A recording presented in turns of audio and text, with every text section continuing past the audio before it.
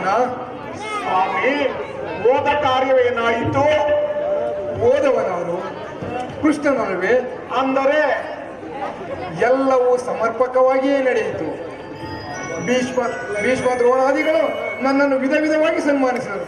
ಸ್ವತಃ ಧೃತರಾಷ್ಟ್ರನೇ ರಾಜ್ಯಸಭೆಯಲ್ಲಿ ನನ್ನನ್ನು ವಿಧ ವಿಧವಾಗಿ ಸತ್ಕರಿಸಿದನು. ಸಂಧಿಯ ವಿಚಾರವು ನಡೆಯಿತಷ್ಟೇ ನಡೆಯಿತು. ಪಾಂಚಾಲಿ, ಇನ್ನೆಲ್ಲಿರುವುದು ನನಗೆ ಸಾಧ್ಯ ಅಲ್ಲ. ಇಷ್ಟದಂತೆ ನೀವು ನಾಳೀಶ್ವರ, ಸ್ವಲ್ಪ ತಡೆಯಬಾರದೆ. ಅಣ್ಣನ ಮಾತು ಮುಗಿಯಲಿ, ನಂತರ ನಿನ್ನಿಚ್ಛೆ ಮಾಡು. ನಿಮ್ಮಣ್ಣನ ಮಾತು ಮುಗಿಯೋದ್ರಲ್ಲಿ ನಮ್ಮ ಸ್ಥಾನ ಮುಗಿದುವುದು.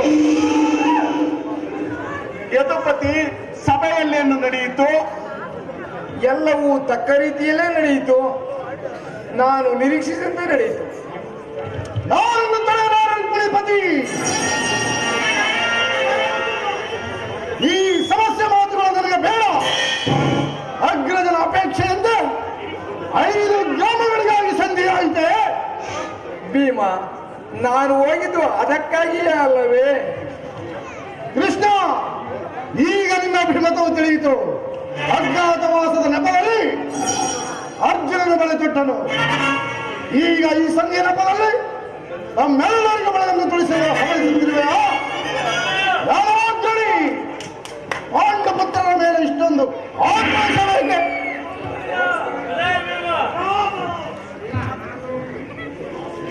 ಭೀಮ, ನಿನಗಿಷ್ಟೊಂದು ಅಸಹನೆ ಏಕೆ?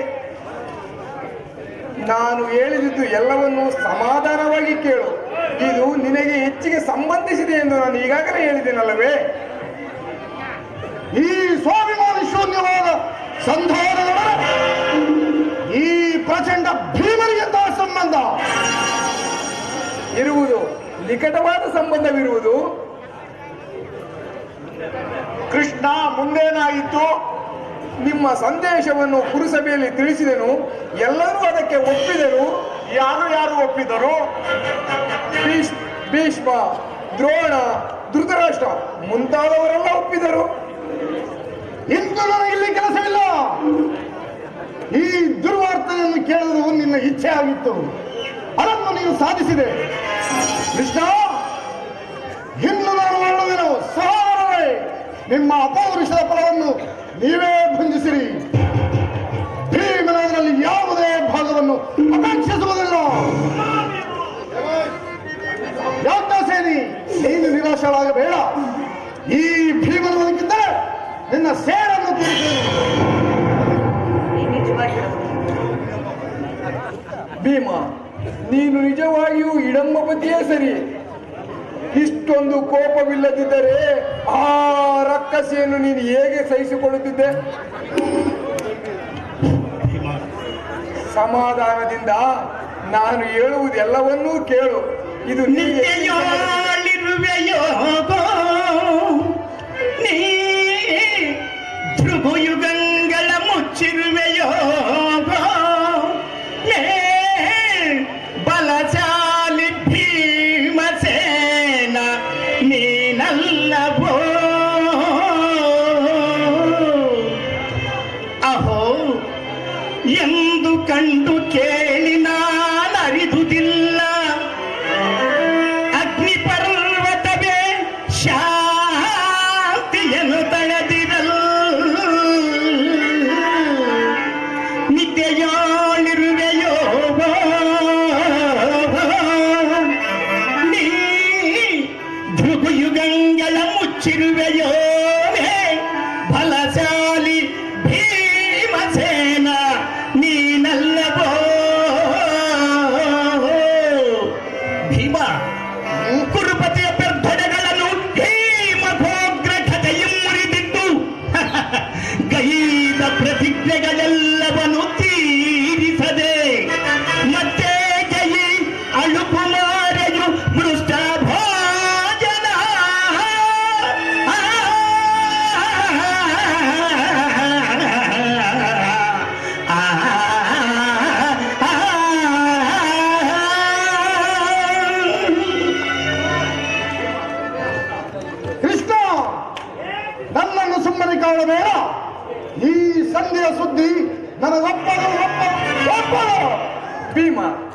ನಿನಗೊಪ್ಪುವ ವಿಚಾರವೂ ಒಂದಿದೆ.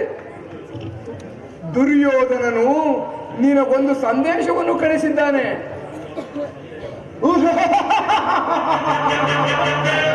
ದುರ್ಯೋಧನನ ಸಂದೇಶ. ಹಾಗಾದರೆ ಅದರ ಉದ್ದೇಶವು ಸಂದೇಹಲ್ಲ. ಕೃಷ್ಣ, ಹೇಳು ಹೇಳು, ಏನೋ ಸಂದೇಶ? ಅದನ್ನು ಕೇಳುವ ಮೊದಲು ನೀನು ನನ್ನ ಬಳಿ ಕೈಗಳನ್ನು ಕಟ್ಟಿಕೊಳ್ಳುವ ಈ ಪಾಶುದಲ್ಲಿ ಕುಳಿತುಕೊಳ್ಳಬೇಕು. ಇಲ್ಲ, ನಿಂತಿದ್ದಂತೆ ಹೇಳಿಬಿಡು. ಇಲ್ಲ, ನೀನು ಕುಳಿತುಕೊಳ್ಳದ ಹೊರತು ನಾನು ಹೇಳುವುದಿಲ್ಲ. ಕೃಷ್ಣ, ಈ ಪರಿಹಾಸ ಬೇಕೆ? ಭೀಮ, ನಿನ್ನನ್ನು ಕಂಡರೆ ನನಗೆ ಅಷ್ಟೊಂದು ಭಯವಾಗುವುದು. ನಿನ್ನ ಆ ಗದೆಯನ್ನು ಸ್ವಲ್ಪ ಆ ಪಾಶುದಲ್ಲಿಡು. ಹೀಗೆ ನನ್ನ ಪಕ್ಕದಲ್ಲಿ ಬಂದು ಕುಳಿತುಕೋ. ಆಗ ನಿನಗೆ ಪ್ರಿಯವಾದ ವಿಷಯವನ್ನು, ಸಂದೇಶವನ್ನು ಹೇಳುತ್ತೇನೆ. ಈಗ ನಿನ್ನ ಅಪೇಕ್ಷೆಯಂತೆ ಕುಳಿತುಕೊಳ್ಳುವನು. ಈಗಲಾದರೂ ಹೇಳು. ಭೀಮ, ನೀನು ಕೋಪ ಮಾಡಿಕೊಳ್ಳುವುದಿಲ್ಲವಷ್ಟೇ? ಹೋ, ಅದು ಆಗಲಿ. ಹಾಗಾದರೆ ನೀನು ನನ್ನ ಬಂದಿ. ಅದು ಕ್ಷಣ ಮಾತ್ರ. ಅರ್ಜುನ, ಈ ಗದೆಯನ್ನು ಸ್ವಲ್ಪ ಆ ಕಡೆ ಹಿಡಿದಿಡು. ಯಾಜ್ಞಸೇನಿ, ಸ್ವಲ್ಪ ಸಮೀಪಕ್ಕೆ ಬಾ. ನಾನು ಹೇಳಿದಂತೆ ಮಾಡಬೇಕು, ಕಂಡೆಯಾ? ಅಣ್ಣ, ಎಂದಾದ್ರೂ ನಾನು ನಿನ್ನ ಮಾತನ್ನು ಮೀರಿರುವನೆ. ಹಾಗಾದರೆ ತೆಗೆದುಕೋ ಈ ಹಗ್ಗವನ್ನು. ಇದರಿಂದ ನಿನ್ನ ಪತಿಯ ಕೈಗಳನ್ನು ಭದ್ರವಾಗಿ ಬಂಧಿಸಿಬಿಡು. ಅಣ್ಣ, ಇದೇನು ಇಂತಹ ಪರಿಹಾಸ್ಯ? ಬಂಡಿ ಬಂಡಿ ಅನ್ನವನ್ನು ತಿನ್ನುವ ಈ ಚಂಡಭೀಮನ ಕೈಗಳನ್ನು ಬಂಧಿಸಲು ಸಾಧ್ಯವೇ? ಶತ್ರುಗಳ ಎಡಮುಡಿಯನ್ನು ಕಟ್ಟುವುದರಲ್ಲಿ ನೀನು ಪಂಡಿತಿಯಂತೆ. ನಿನ್ನ ಗಂಡನ ಕೈಗಳನ್ನು ಕಟ್ಟಲು ಬರುವುದೇನೋ ನೋಡೋಣವೆಂದು. ಭೀಮಸೇನ, ನಿನಗೆ ಸಂದೇಶವನ್ನು ಕೇಳುವ ಇಚ್ಛೆ ಇದ್ದರೆ ಕೈಗಳನ್ನು ಕಟ್ಟಿಸಿಕೊ. ಪಾಂಚಾಲಿ, ಕೃಷ್ಣನು ಹೇಳಿದಾಗ ನನ್ನ ಕೈಗಳನ್ನು ಬಂಧಿಸು. ಕೋಪ ಮಾಡುವುದಿಲ್ಲವಷ್ಟೇ? ಹಾ,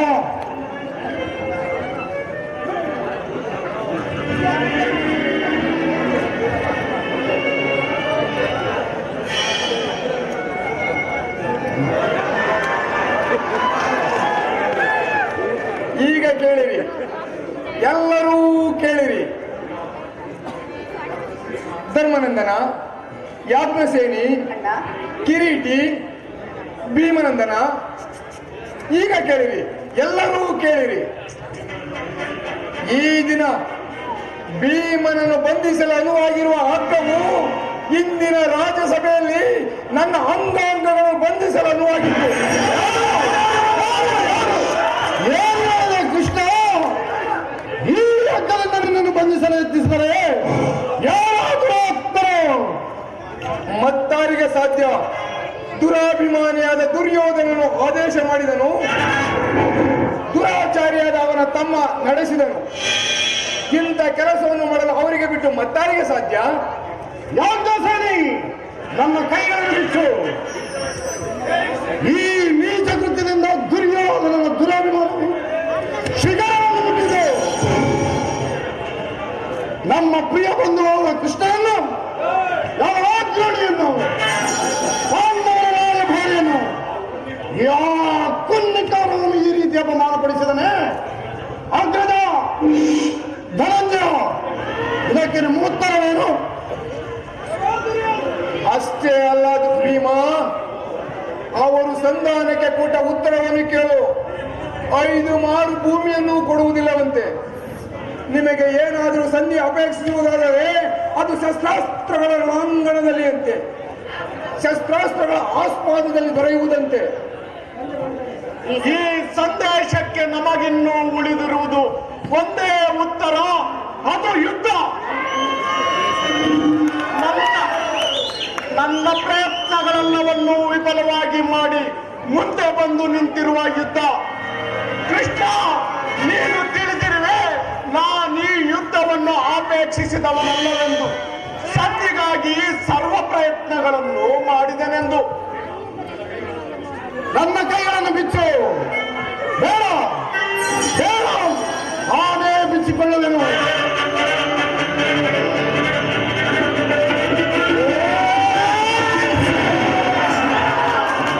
ಎಲ್ಲಿ ಎಲ್ಲಿ ಎಲ್ಲಿ ನನ್ನ ಗದೆ? ಎಲ್ಲಿ?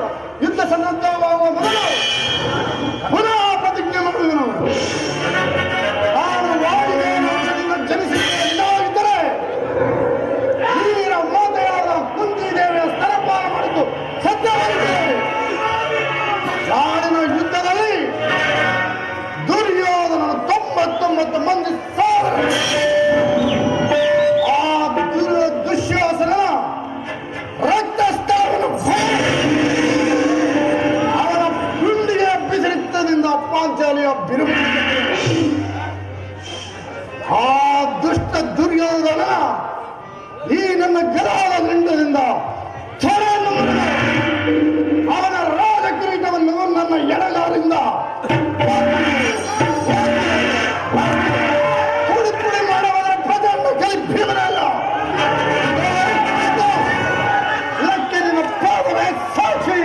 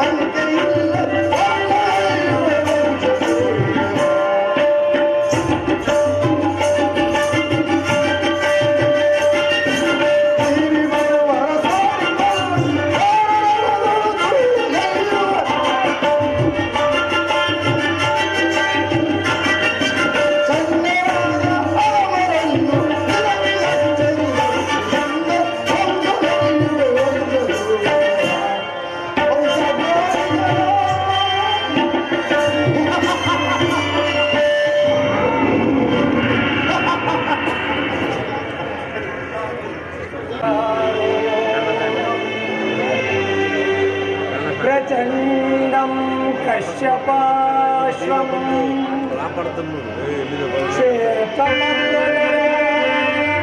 क्षेत्रमध्यदेवं तं सूर्यं प्रणमामि.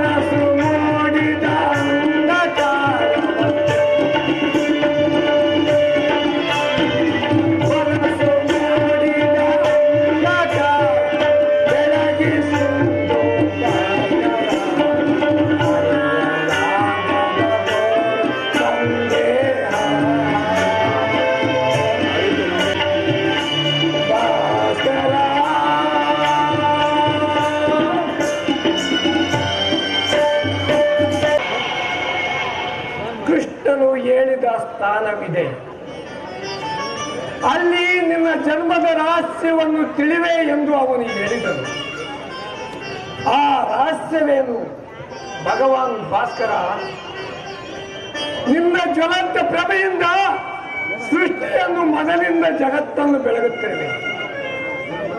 ಸಂದೇಹದ ಅಂಧಕಾರದಿಂದ ನನ್ನನ್ನು ಉದ್ಧರಿಸು ದೇವ.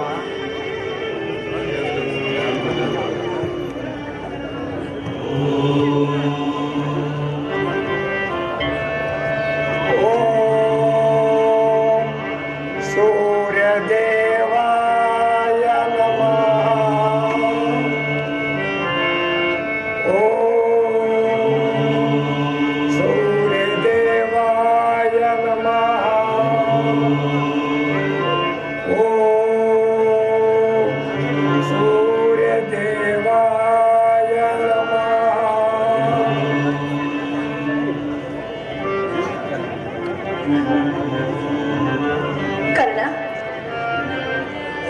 ಕುಮಾರ, ಕರ್ಣ, ಕುಮಾರ. ಯಾರು ತಾಯಿ ನೀನು? ನನ್ನ ಏಕಾಗ್ರತೆಯನ್ನು ಏಕೆ ಭಂಗಪಡಿಸಿದೆ? ಕುಮಾರ್, ನೀನು ಬೋಧಿಸುತ್ತಿರುವ ಆ ಸರ್ವ ಸಾಕ್ಷಿ ಸೂರ್ಯ ದೇವನ ಜ್ವಲಂತ ಪ್ರಭೆಯನ್ನ ನಿನಗೆ ಮೊದಲು ತೋರಿಸಿದ ಸ್ತ್ರೀ ನಾನು. ನೀನು ಏನು ಹೇಳುವೆಯೋ ನನಗೆ ತಿಳಿಯದು. ಆದರೆ ನಿನ್ನ ಕಣ್ಣುಗಳಲ್ಲಿನ ಕರುಣಾ ದೃಷ್ಟಿಯು ಆ ಪ್ರಾತ ಸೂರ್ಯನ ಕಿರಣಗಳಂತೆ ನನ್ನ ಮನಸ್ಸಿನ ಹಿಮವನ್ನು ಕರಗಿಸುತ್ತಿದೆ. ನಿನ್ನ ಧ್ವನಿಯು ನನ್ನ ಹೃದಯಾಂತರದಲ್ಲಿ ನೆಲೆಗೊಂಡು ಹೋಗಿದ್ದ ಚಿಕ್ಕಂದಿನ ನೆನಪನ್ನು ಚೇತರಿಸುತ್ತಿದೆ. ತಾಯಿ, ನೀನು ಯಾರು? ನಮ್ಮಿರುವರ ಸಂಬಂಧವೇನು? ನನ್ನ ಜೀವನದ ರಹಸ್ಯವನ್ನು ನೀನು ತಿಳಿಸುವೆಯಾ? ಕುಮಾರ, ಈ ನಿರ್ಭಾಗ್ಯಳನ್ನ ಕುಂತಿ ಎಂದು ಕರೆಯುವರು. ಕರ್ಣ, ಕುಂತಿ ಎಂದು ಕರೆಯುವರು. ಕುಂತಿ ಅರ್ಜುನನ ತಾಯಿ? ಹೌದು ಕುಮಾರ, ಆ ನಿನ್ನ ಶತ್ರುವಿನ ಅರ್ಜುನನ ತಾಯಿ. ಕನ್ನ, ಹಾಗೆಂದು ನನ್ನನ್ನು ದ್ವೇಷಿಸಬೇಡ ಕುಮಾರ. ಅಂದಿನ ಗರ್ಭೆಯಾಟ ಈಗ ಸುಖ ನನಗೆ ನೆನಪಿನಲ್ಲಿರುವುದು. ಅಂದು ನೀನು ವೀರ ದರ್ಪದಿಂದ ರಣರಂಗವನ್ನು ಪ್ರವೇಶಿಸಿದಾಗ ರಾಜಸಭೆಯ ಸ್ತ್ರೀಯರನ್ನು ನಾನು ಕೂಡ ವೀಕ್ಷಿಸಿ ಸಂತೋಷವನ್ನು ಪಟ್ಟೆ. ಆದರೆ ಹೀನ ಕುಲದವನು, ಸೂತ ಕುಲದವನು ಈ ಲೋಕವಾಡುತ್ತಿರುವಾಗ ಈ ತಾಯಿ ತಾನಾಗಿ ಪುನಃ ಕಣ್ಣೀರ ದಾರಿ ಸುರಿಸಿದಳು. ಆ ದುರ್ಯೋಧನ ಮಾತ್ರ ನಿನ್ನನ್ನು ಅಂಗರಕ್ಷಕನಾಗಿ ಯಾಚಿಸಿದಾಗ ಆಗ ಈ ತಾಯಿಯ ಹೃದಯವು ಪುನಃ ಸಂತೋಷಗೊಂಡಿತು. ಕುಮಾರ್, ಅದನ್ನು ಆ ರಾಜಮುಕುಟವನ್ನು ನೀನು ಸ್ವೀಕರಿಸುವಾಗ ಆ ಸಂತೋಷವನ್ನು ಈ ತಾಯಿ ಕೂಡ ಸಂತೋಷಪಟ್ಟಳು ಕುಮಾರ. ಸಂತೋಷದಿಂದ ಇದ್ದಳು. ರಾಜಮಾತೆ, ನೀನು ಏಕಾಏಕಿಯಾಗಿ ಈ ಗಂಗಾ ತೀರಕ್ಕೆ ಹೇಗೆ ಬಂದೆ? ಕುಮಾರ, ನಾಡಿನಲ್ಲಿ ನಿನಗೊಂದು ಭಿಕ್ಷೆ ಇದೆ ಕಂದ. ನಿನ್ನ ಅಭಿಷ್ಟವೇನು ತಾಯಿ? ಶಾಪ ಧರ್ಮಕ್ಕೆ ವಿರುದ್ಧವಲ್ಲದಿರುವ ನೀನು ಏನನ್ನಾರು ಕೇಳು, ಅದನ್ನು ನಿನ್ನ ಹರಿದಾವರಿಗಳಲ್ಲಿ ಅರ್ಪಿಸುವೆನು ತಾಯಿ. ಕುಮಾರ, ನಾನು ನಿನ್ನನ್ನು ಕರೆದುಕೊಂಡು ಹೋಗಲೆಂದು ಬಂದಿರುವೆನು ಕಂದ. ನಿನ್ನನ್ನು ಕರೆದುಕೊಂಡು ಹೋಗಲೆಂದು ಬಂದಿರುವೆನು. ನನ್ನನ್ನು ಕರೆದುಕೊಂಡು ಹೋಗುವುದು ಎಲ್ಲಿಗೆ ತಾಯಿ? ನನ್ನ ಹೃದಯ ಪೀಠಕ್ಕೆ, ನನ್ನ ಹೃದಯ ಪೀಠಕ್ಕೆ. ಕುಮಾರ, ಈ ನಿನ್ನ ತಾಯಿ ಹೃದಯವು ನಿನ್ನ ಪ್ರೀತಿಗಾಗಿ ಅಪ್ಪಳಿಸುತ್ತಿರುವುದು ಕರ್ಣ. ಅಮ್ಮ, 5 ಜನ ವೀರ ಪುತ್ರರನ್ನು ಪಡೆದ ಭಾಗ್ಯವತಿ ಜನನಿ, ಈ ನಿನ್ನ ಹೃದಯದಲ್ಲಿ ಈ ಹೀನ ಕುಲದ ಸೂತ ಪುತ್ರ ಕರ್ಣನಿಗೆ ಸ್ಥಾನವಿರುವುದೇ ತಾಯಿ? ಸ್ಥಾನವಿರುವುದೇ? ಇರುವುದು ಕುಮಾರ. 5 ಜನ ವೀರ ಪುತ್ರರನ್ನು ಮೊದಲನೇ ಸ್ಥಾನ ನಿನ್ನದು ಕಂದ, ನಿನ್ನದು. ಅಮ್ಮ, ಯಾವ ಅಧಿಕಾರದಿಂದ ಆ ಸ್ಥಾನವನ್ನು ಹೊಂದಬೇಕು ತಾಯಿ? ಕುಮಾರ್, ಆ ಪರಮಾತ್ಮನು ನೀಡಿರುವ ಈ ನಿನ್ನ ಜೀವನ ಅಧಿಕಾರದಿಂದ ಹೇಳುತ್ತಿರುವೆ. ನೀನು ನನ್ನ ಜ್ಯೇಷ್ಠ ಪುತ್ರ ಕುಮಾರ, ಜ್ಯೇಷ್ಠ ಪುತ್ರ ಕಂದ. ಅಮ್ಮ, ನನ್ನ ಎತ್ತ ಮಾತೆ, ಜನನಿ, ಈ ನಿನ್ನ ಸುದಿನವು ನನಗೆ ಲಭಿಸಿತಮ್ಮ, ಲಭಿಸುತ್ತೆ. ಅಮ್ಮ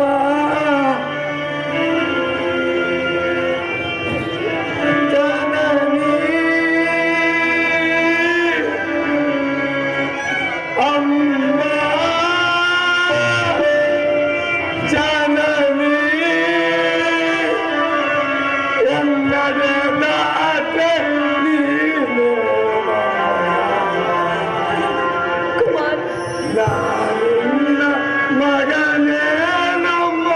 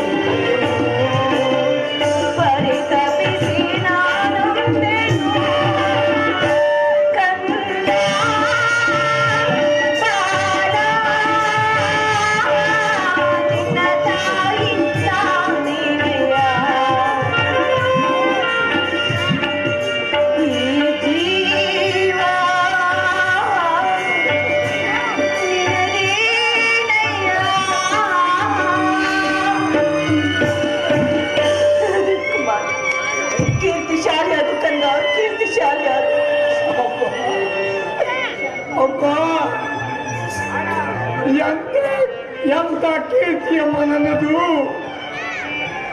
ನಾನು ಹುಟ್ಟಿದ ಕೂಡಲೇ ನನ್ನನ್ನು ಗಂಗಾ ಜಲದಲ್ಲಿ ತೇಲಿ ಬಿಸಾಡಲು ನಾನು ಮಾಡಿದ ಅಪರಾಧವಾದರೂ ಏನು ತಾಯಿ? ಹಳ್ಳಿಯ ನದಿಗಳಲ್ಲಿ ಜಲಚರ ಪ್ರಾಣಿಗಳು ಈ ಪಾಪಿಕನ ದೇಹವನ್ನು ತಿಂದನಾಗಿ ಬಿಟ್ಟು ಬಿಟ್ಟವು. ಅಮ್ಮ, ಕಾಡಿನಲ್ಲಿ ಕ್ರೂರ ಮೃಗಗಳು ತಮ್ಮ ಮರಿಗಳನ್ನು ಬರು ಮಮತಿಂದ ಸಾಕು. ಅಮ್ಮ, ಈಗಿರುವಾಗ ಎಲ್ಲರೂ ನನ್ನನ್ನು ನೀಚ ಇಲ್ಲ ಸೂತ ಕುಲದ ಒಂದು ಹೀಯಾಳಿಸುವರು. ಅದನ್ನೆಲ್ಲ ಒಂದೇ ಒಂದು ಮಾತಿನಿಂದ ಬಗೆಹರಿಸಬಹುದಾಗಿದ್ದ ನೀನು ಏಕತಾಯಿ ಸುಮ್ಮನಾದೆ, ಏಕಮ್ಮ ಸುಮ್ಮನಾದೆ. ನೀನು ಎತ್ತ ತಾಯಿ, ನಾನು ನಿನ್ನನ್ನು ದೂಷಿಸಿದರೆ ಪರಮ ಪಾಪಿಯಾಗುವೆ.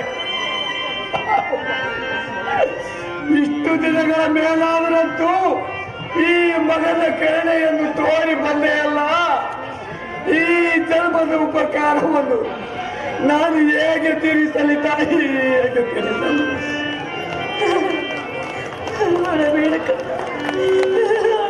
ಕುಮಾರ,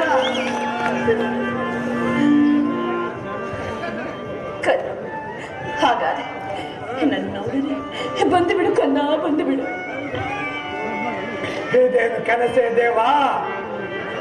ಎತ್ತ ತಾಯಿಯಿಂದ ತ್ಯಜಿಸಲ್ಪಟ್ಟವನು ನಾನು ಹತಿರಥನಿಗೆ ಗಂಗಾ ಜಲದಲ್ಲಿ ಸಿಕ್ಕಿದನೆಂದು ಜನರು ಹೇಳುತ್ತಿದ್ದರು.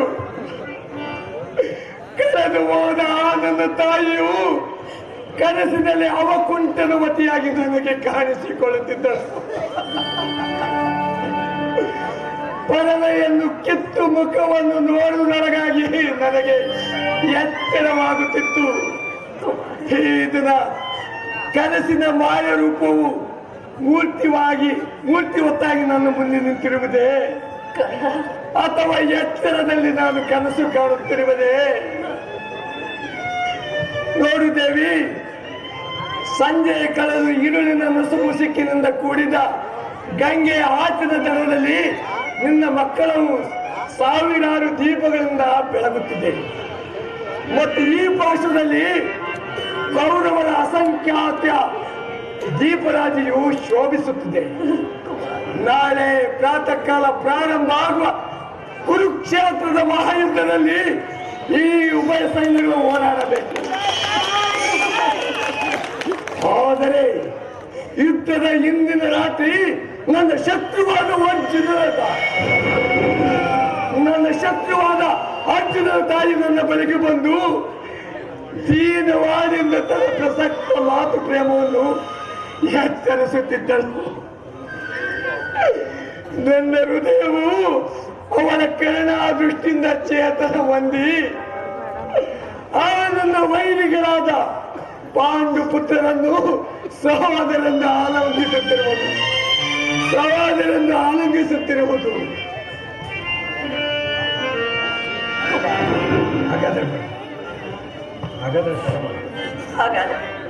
ಹಾಗಾದರೆ ನನ್ನೊಡನೆ ಬಂದು ಬಿಡು ಕುಮಾರ್, ನನ್ನ ಸಂಗಡ ಬಂದು ಬಿಡು. ಬರುವೆನು ತಾಯಿ. ಸೂಜಿಗಳನ್ನು ಕಂಡ ಕಬ್ಬಿಣದ ತುಂಡಿನಂತೆ ನಿನ್ನ ಆತ್ಮವು ನನ್ನನ್ನು ನಿನ್ನ ಕಡೆಗೆ ಸೆಳೆಯುತ್ತಿರುವುದು. ನಾನು ಆನಂದದಿಂದ ಸಂಗಡ ಬರುವುದು ತಾಯಿ. ನನ್ನನ್ನು ಎಲ್ಲಿಗೆ ಕರೆದುಕೊಂಡು ಹೋಗುವ ತಾಯಿ? ಅಲ್ಲಿ ಆ ನನ್ನ ಪಾಂಡವರ ರಾಜಸಭೆ ಅಷ್ಟೇ. ಆ ದೀಪದ ಮನಸ್ಸು ನಮಗಾಗಿ ಕಾಯುತ್ತಿರುವುದು ಕಂದ. ಬಾ ಕುಮಾರ, ಹೋಗೋಣ. ಅಲ್ಲಿ ನಾನು ನನ್ನ ಕಳೆದ ಹೋದ ತಾಯಿಯನ್ನು ಪುನಃ ಪಡೆಯುವೆ. ಪಡೆಯುವೆ. ಹಾಗಿದ್ದರೆ ನೀನು ನನ್ನನ್ನು ತ್ಯಜಿಸಿದೆ ಏಕೆ ತಾಯಿ? ಕಾರಣ ಪಾಂಡು ವಂಶದ ಮಹಾವೃಕ್ಷದಿಂದ ನನ್ನನ್ನು ಕಿತ್ತು ಅಪಮಾನದ ವಿರುದ್ಧ ಕ್ಷೇತ್ರದಲ್ಲಿ ವಿಭಿನ್ನ ಸಭಾವರದಲ್ಲಿ ನನ್ನನ್ನು ಬಿಟ್ಟೆ ಏಕೆ ತಾಯಿ? ನನ್ನನ್ನು ಬಿಟ್ಟೆ ಏಕೆ? ಕರ್ನಾಟಕದ ಸಹೋದರ ಸ್ನೇಹವನ್ನು ನಾಶ ಮಾಡಿ ನಮ್ಮೀರುವರ ಮಧ್ಯದಲ್ಲಿ ದ್ವೇಷದ ಕಮರೆಯನ್ನು ಏಕೆ ಸೃಷ್ಟಿಸಿದೆ ತಾಯಿ? ಸೃಷ್ಟಿಸಿದೆ. ಹೋಗಲಿ ಬಿಡು. ಈ ಗಂಭೀರ ಅಂಧಕಾರವು ಈ ಭೂಮಿಯನ್ನು ಆವರಿಸಿರುವಂತೆ ನಿನ್ನ ಲಜ್ಜೆಯು ನನ್ನ ಜೀವನವನ್ನು ಅಂಧಕಾರಮಯವಾಗಿ ಮಾಡಿದೆ. ನನಗೆ ಪ್ರಶ್ನೆ ಕೊಡುವ ಉತ್ತರವು ಇಷ್ಟವಿಲ್ಲವೇ? ಹೋಗಲಿ ಬಿಡು. ನನ್ನ ಪ್ರಶ್ನೆಯು ನಿರುತ್ತರವಾಗಿ ಉಳಿಯಲಿ. ಯಾವ ಅಪರಾಧಕ್ಕಾಗಿ ನಾನು ಮಾತು ಪ್ರೇಮದಿಂದ ವಂಚಿತನಾದೆನೆಂಬುದನ್ನು ತಿಳಿಸದಿದ್ದರೆ ಹೋಗಲಿ.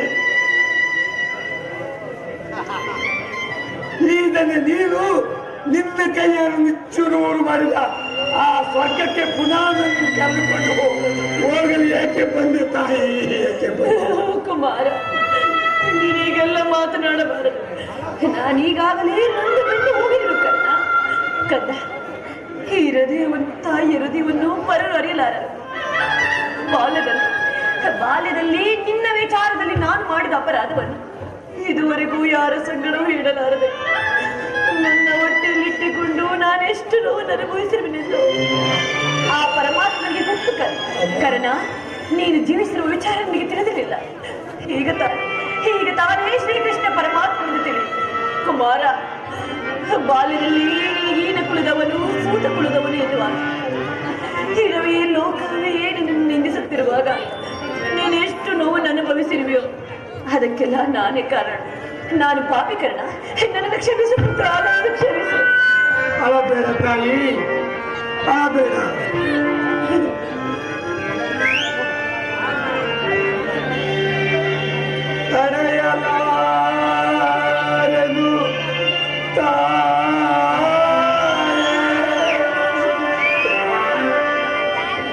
ಜಲ ಸಂಕಟವನ